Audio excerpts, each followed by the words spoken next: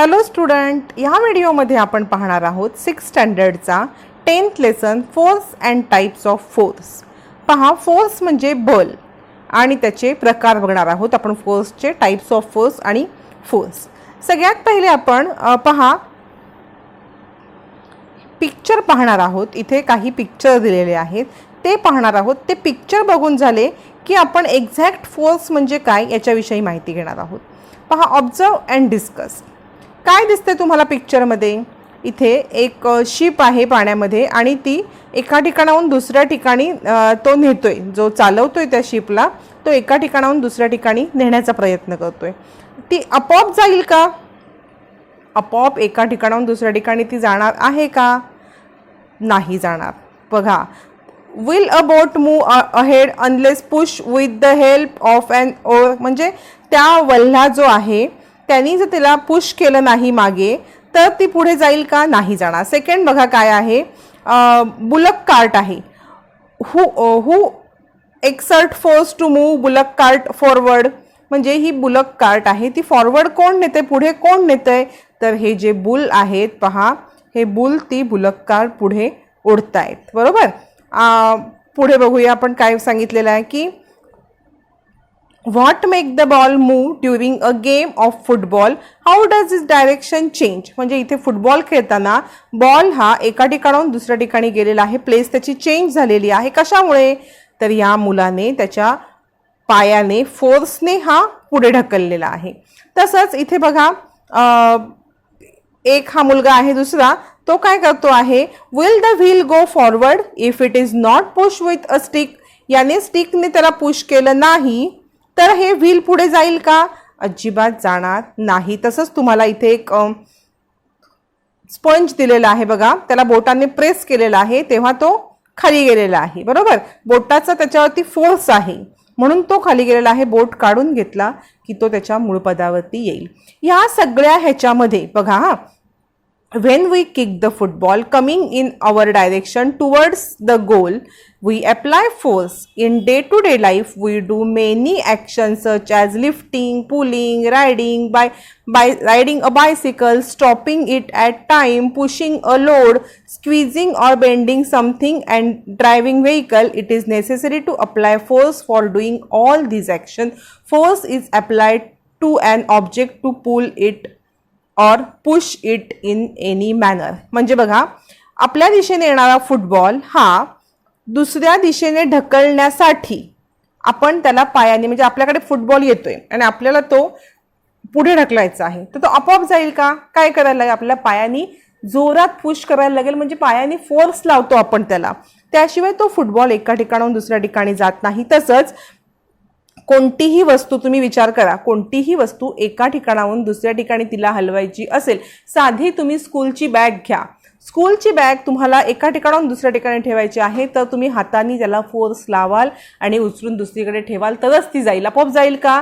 नाही. एखादं टेबल, तुम्हाला टेबल आहे, ते टेबल एका ठिकाणाहून दुसऱ्या ठिकाणी न्यायचं आहे, आपोआप जाईल? विचार करा, आपोआप टेबल सरकत जाईल का?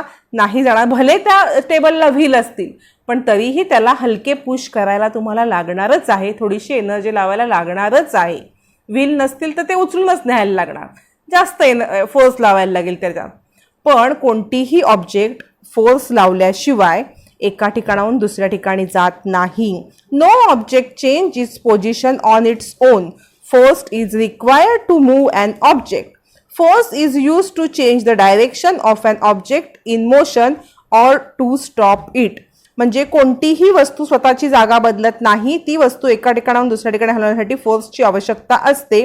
आणि जर फोर्समध्ये एखादी वस्तू असेल आणि तिला थांबवण्यासाठी किंवा तिची दिशा बदलण्यासाठी सुद्धा आपल्याला फोर्स लागतो. म्हणजे बॉल आपल्याकडे फोर्सनी, म्हणजे मोशनमध्ये येतोय, एका मोशनमध्ये बॉल आपल्याकडे येतोय, तो आपल्याला थांबवायचा आहे किंवा त्याची डायरेक्शन चेंज करायची आहे तरी सुद्धा आपल्याला फोर्स लावायला लागणार. बरोबर.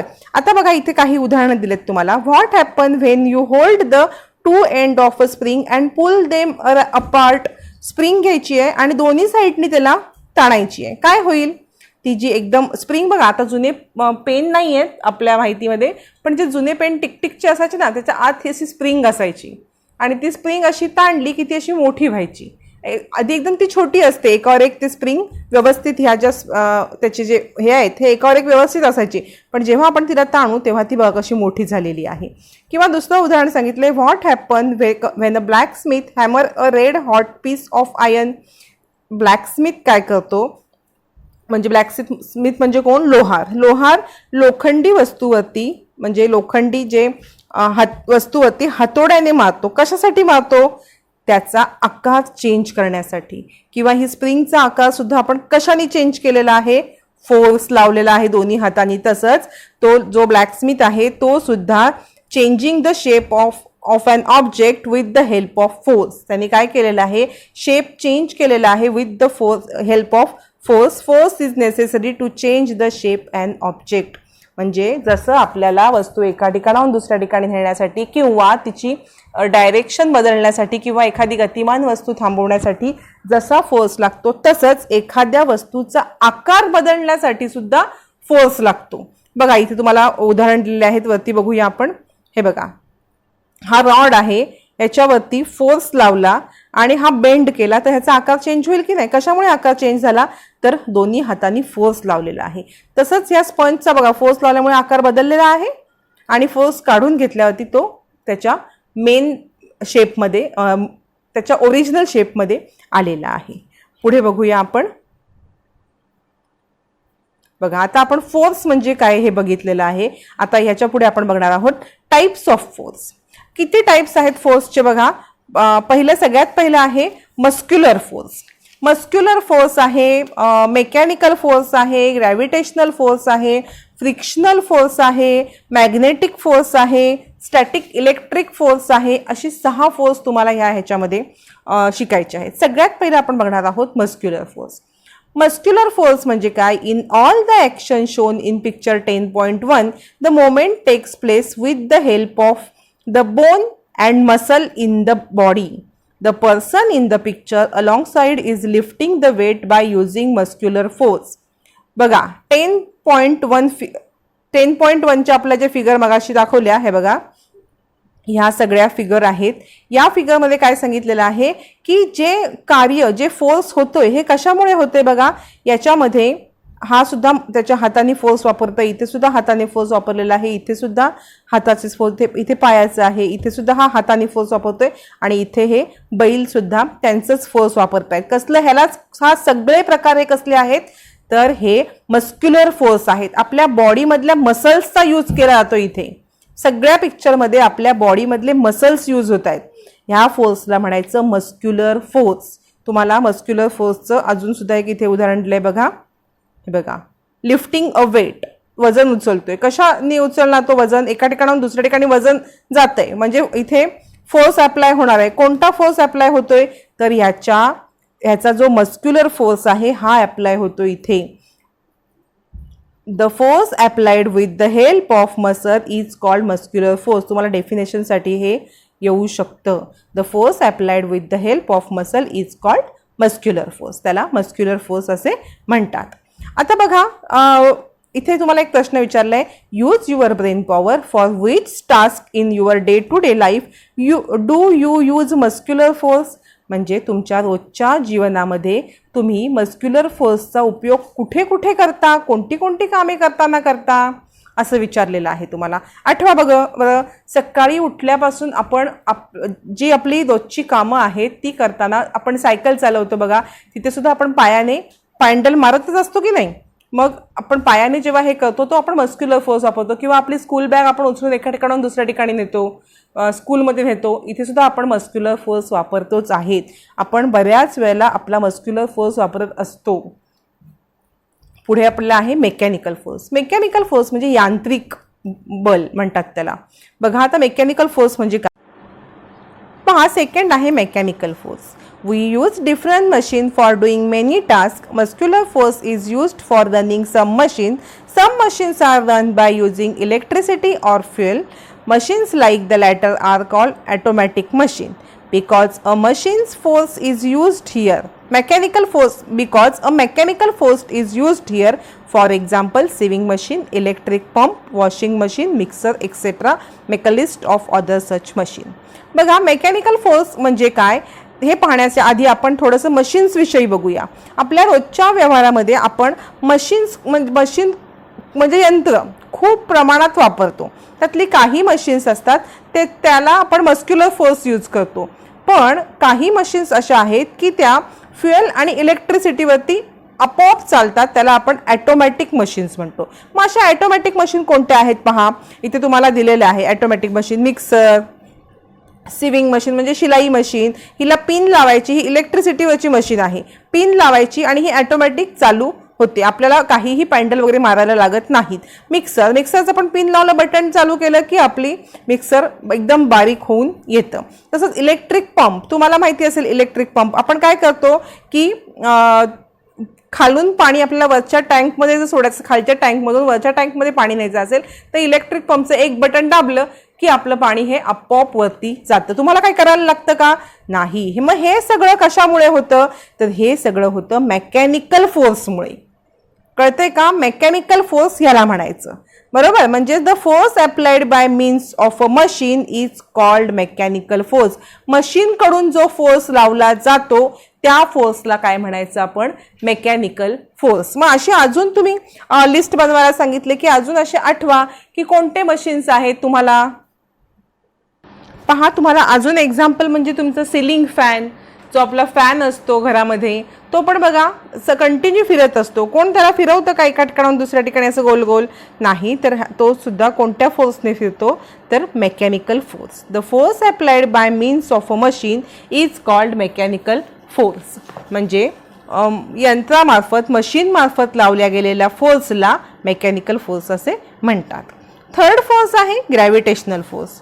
ग्रॅव्हिटेशनल फोर्स म्हणजे गुरुत्वीय बल. पहा, मी तुम्हाला एक उदाहरण सांगते की आपण आता काय बघितलं की फोर्स म्हणजे काय. एक फोर्स कशासाठी? एका ठिकाणाहून दुसऱ्या ठिकाणी गोष्ट नेण्यासाठी किंवा एका ठिकाणाहून एक ऑब्जेक्ट दुसऱ्या ठिकाणी हलवण्यासाठी प्रत्येक ह्याला फोर्स वापरायला लागतो. मग झाडावरून फळ जेव्हा खाली पडतं बघा इथे, तेव्हा इथे तर आपण म्हणू शकतो की कोणताच फोर्स वापरला नाही. पहा, झाडावरून फळ आपोआप पडलं, किंवा वरती आपण थ्रो केलेला चेंडू, हा बॉल, हा आपोआप खाली आला. तर अजिबात नाही, ह्याला सुद्धा फोर्स आहे. मग ह्याला कोणता फोर्स आहे ते बघूया आपण. If an object in throw upward by applying force it reaches a certain height and come down again. Why is this so? Why do fruit on tree fall on the ground?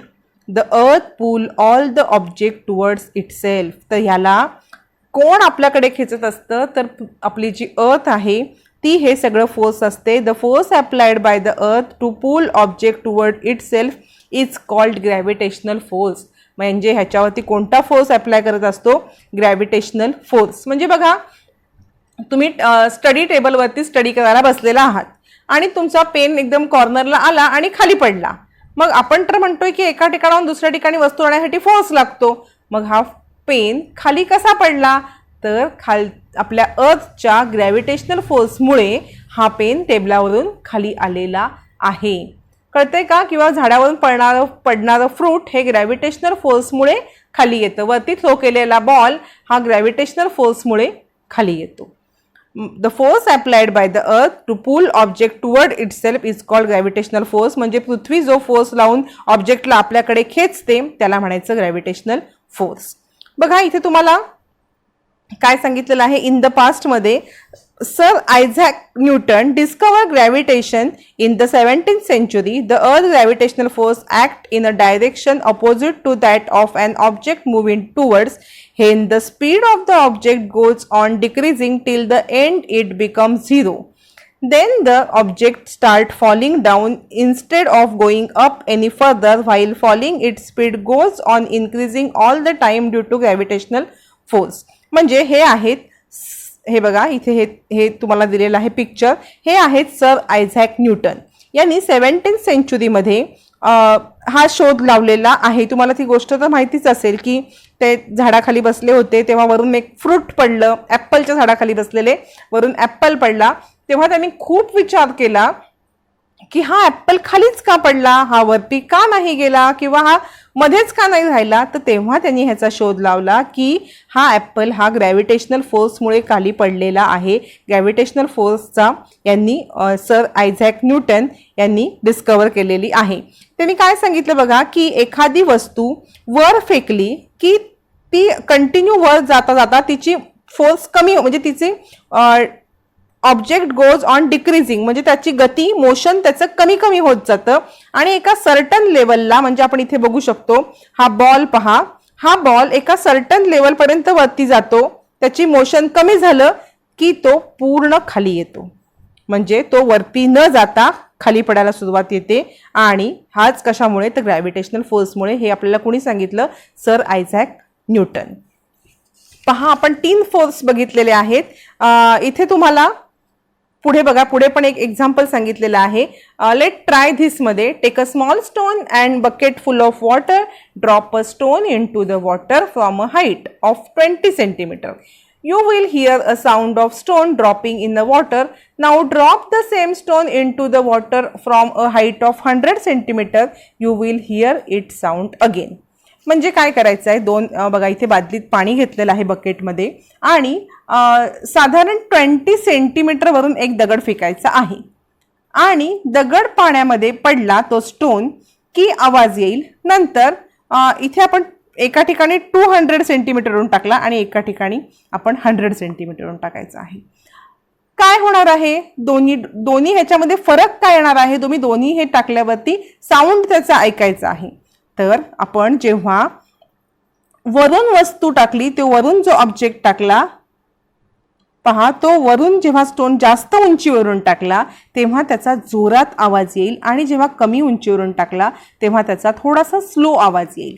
का असं होतंय आपण बघणार आहोत. अजून एक example बघणार आहोत. बघा, व्हॉट इज द सेकंड बघा, the action of lifting a sack are shown in a picture. One sack look empty and other one is full with difference of full, the other one is full.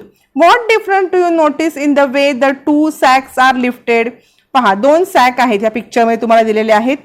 हे 2 माणसं आहेत, man's आहेत, ते sack carry करतात. ही sack आहे त्यांच्या पाठीवरती. या सॅक मध्ये ही एम्प्टी दिसते बघा, काहीच नाहीये, आणि ही फुल वेटनी भरलेली आहे. काय होतं त्याच्यामध्ये, एम्प्टी सॅक उचलायला त्याला खूप इझी जातंय, पण तीच हेवी सॅक आहे ती त्याला उचलायला खूप फोर्स लावायला लागतोय जास्त, किंवा त्याला जास्त त्रास होतोय. तर का असं होतंय, तर gravitational force of empty sack is less, that is to say its weight less. म्हणजे ह्या बॅगवरती ग्रॅव्हिटेशनल फोर्स कमी आहे, म्हणजेच त्याचं वजन कमी आहे, आणि ह्या सॅकवरती ग्रॅव्हिटेशनल फोर्स जास्त आहे म्हणून ह्याचं वजन जास्त आहे. The gravitational force of bigger sack is greater. In other word, the bag weight is more. Greater force must be applied to lift a greater weight. म्हणजे जास्त वजन उचलण्यासाठी जास्त फोर्स लावायला लागतो. का लावायला लागतो, तर त्या वस्तू, आता तुम्ही एक साधं उदाहरण तुम्हाला देते. तुम्ही हाफ डे स्कूल असते तेव्हा स्कूलमध्ये जाताना थोडेसेच, म्हणजे हाफ स्कूलचं म्हणजे 5-6 पिरियडचं दप्तर घेऊन जाता किंवा 4 पिरियडचं, आणि फुल डे स्कूल असते तेव्हा तुम्ही पूर्ण बॅग भरून नेता. कोणत्या दिवशी तुम्हाला हलकं वाटतं जाताना किंवा कमी त्रास होतो, जेव्हा हाफ डे असतो तेव्हा स्कूलची बॅग एकदम हलकी असते आपली, आणि फुल डेला स्कूलची बॅग एकदम हेवी असते. मग हलकी असते म्हणजे काय, तर हलकी असते किंवा वेट तुम्हाला कमी लागतं, म्हणजेच त्याच्यावरती ग्रॅव्हिटेशनल फोर्स कमी असतं, म्हणून त्या बॅगचं वजन कमी होतं. आणि ज्या दिवशी फुल भरून बॅग नेता त्या दिवशी ग्रॅव्हिटेशनल फोर्स त्या बॅगवरती जास्त असतं, म्हणून तुम्हाला ती जड लागते, म्हणून तुम्हाला ती वेट जास्त वाटतं. म्हणजे ग्रेटर फोर्स मस्ट बी, आणि तुम्हाला त्रास पण जास्त होतो, फोर्स जास्त लावायला लागतो की नाही ती बॅग नेण्यासाठी. Greater force must be apply to lift a greater weight. म्हणजे जास्त वजन उचलण्यासाठी जास्त फोर्स लावायला लागतो. पुढे तुम्हाला काय सांगितलंय बघूया आपण. पहा, find out and discuss. The gravitational force operates between the sun and planet in the solar system because of the planets revolve around the sun. At the same time, gravity also operates between planet and their satellite. Then why don't all the planets and satellite fall towards the sun? म्हणजे बघा, solar system मध्ये जे आपल्या planets आहेत आणि सन आहे, बरोबर. यांच्यामध्ये सुद्धा ग्रॅव्हिटेशनल फोर्स कार्य करत असतं. त्यामुळे सगळे प्लॅनेट हे सनच्या अराउंड रिव्हॉल्व करतात, बरोबर. आपण बघितलं 5th स्टँडर्डमध्ये ग्रॅव्हिटेशनल फोर्समुळे सगळे प्लॅनेट्स हे सनच्या अराउंड रिव्हॉल्व करतात. त्याचबरोबर प्लॅनेटचे जे सॅटेलाइट्स असतात म्हणजे उपग्रह, यांच्या म्हणजे आपला उपग्रह कोण आहे, आपला सॅटेलाइट कोण आहे, अर्थचं सॅटेलाइट मून, बरोबर. आपली अर्थ ही कोणाचा प्लॅनेट आहे, सनच्या अराउंड आपली प्लॅनेट आपला म्हणजे आपली अर्थ फिरते आणि आपल्या प्लॅनेटच्या अराउंड सॅटेलाइट म्हणजे मून फिरतो. मग मून आणि सनमध्ये सुद्धा ग्रॅव्हिटेशनल फोर्स आहे. मग ते मी असं विचारलंय की तुमचे प्लॅनेट्स आणि सॅटेलाइट्स हे सूर्याकडे का त्या तिकडे फॉल होत नाहीत, फॉल टुवर्ड्स द सन का होत नाहीत, तर त्यांच्या प्रत्येकाचा ग्रॅव्हिटेशनल फोर्स हा डिफरंट आहे. म्हणजे बघा, पृथ्वीचा ग्रॅव्हिटेशनल फोर्स जितका आहे त्याच्यापेक्षा वेगळा ग्रॅव्हिटेशनल फोर्स मूनवरती असणार आहे. प्रत्येकाचा ग्रॅव्हिटेशनल फोर्स हा वेगवेगळा असणार आहे. पुढे बघा, इथे आपण थांबूया. मॅग्नेटिक फोर्स आणि पुढचे जे 3 फोर्स आहेत हे आपण दुसऱ्या पार्टमध्ये कंप्लीट करूया. तसंच तुम्हाला इथे दिलेलं आहे ते बघूया आपण एक डू यू नो मध्ये. To weight an object, it is hung from the hook of a spring balance. The suspended object is pulled towards the force of gravity. At the same time, the force of tension in the spring continuously pulled the object upward. The object come to rest when the tension in a spring and the gravitational force on the object become equal. In this position, the scale of spring balance show the gravitational force acting on the object which is the height of the object. The gravitational force acting on the object is called weight of object. म्हणजे तुम्ही बघा, scrap म्हणजे भंगारवाला कधी बघितला असेल तर त्याच्याकडे वजनाचा काटा कसा असतो माहितीये तुम्हाला, असा उभा काटा पकडायचा असतो. मग तो काय करतो, त्या उभ्या काट्यावरती काय करतो, जो असा हातात पकडतो आणि त्याला खाली एक हुक असतो. त्या हुकला जी वस्तू वजन करायची आहे ती टांगली जाते, बरोबर. आणि काय केलं जातं, ती वस्तू टांगल्यावरती तो काटा, तो वजनाचा जो स्प्रिंग आहे तो त्याचं बॅलन्स म्हणजे आता समजा तुम्हाला रद्दी द्यायची आहे भंगारवाल्याला, तर त्या रद्दीचा असं मस्त जरा एक दोरी थ्रेड बांधून ती थ्रेड अडकवली जाते कुठे, त्या स्प्रिंगवरती, स्प्रिंगच्या हुकला खाली. आणि मग त्या स्प्रिंग बॅलन्सवरती काटा दाखवतो की 5 किलो वजन आहे. म्हणजेच 5 किलो वजन आहे म्हणजेच काय, तर त्या रद्दीवरती 5 किलो म्हणजे ग्रॅव्हिटेशनल फोर्स लागलाय. तो जो ग्रॅव्हिटेशनल फोर्स आहे तो तिथे तुम्हाला दाखवते, म्हणजेच त्याचं वेट. समजते का, त्या ग्रॅव्हिटेशनल फोर्सनी ती रद्दी अशी खाली येते. आणि मग किती त्याचं ग्रॅव्हिटेशनल फोर्स असेल, 5 किलोची असेल तर 5 किलो दाखवेल, 10 किलो असेल तर 10 किलो दाखवेल. ती ग्रॅव्हिटेशनल फोर्सनी अशी रद्दी ती खाली येणार आहे. पहा, इथे आपण थांबूया आणि नेक्स्ट व्हिडिओमध्ये आपण उरलेले 3 फोर्स कंप्लीट करणार आहोत. तसंच याच्या आधीचे सुद्धा व्हिडिओ चॅनलवरती आहेत, एक्सप्लेनेशन प्लस एक्झरसाइज सुद्धा सोडवलेले व्हिडिओ चॅनलवरती आहेत, ते सुद्धा पहा. आणि अजूनही चॅनलला सबस्क्राईब केलं नसेल तर सबस्क्राईब करा, बेल आयकॉन दाबा. तसेच व्हिडिओ लाईक करत नाही तुम्ही, लाईक करायला विसरू नका. आणि सगळ्यात महत्त्वाचं म्हणजे 6th स्टँडर्डच्या स्टुडंटसोबत जास्तीत जास्त शेअर करा.